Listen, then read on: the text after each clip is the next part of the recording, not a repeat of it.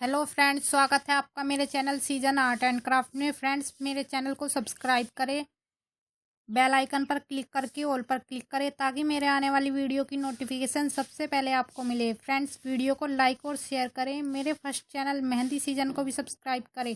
पूछना है मुझसे, कुछ भी बात करनी है तो मेरी इंस्टाग्राम आईडी पर मुझे फॉलो करें, उसका लिंक आपको डिस्क्रिप्शन में मिल जाएगा। तो देखिए फ्रेंड्स, ये यहाँ पर मैंने ली है रेड कलर की वुलन, और देखिए ये ली है येलो कलर की। देखिए ये ली है मैंने कुछ पुरानी चूड़ियाँ, और ये लिया है ब्रश, लिया है मैंने सुई और धागा, कुछ लिया है मैंने दिए। देखिए लिया है गोल्डन कलर के मोती, और ये गोल्डन कलर का रिबन, और ये सिल्वर कलर का रिबन। देखिए ये लिया है मैंने फैब्रिक कलर, ये देखिए रेड और येलो लिए हैं, और चिपकाने के लिए लिया है मैंने ग्लू गन। तो चलिए फ्रेंड्स शुरू करते हैं।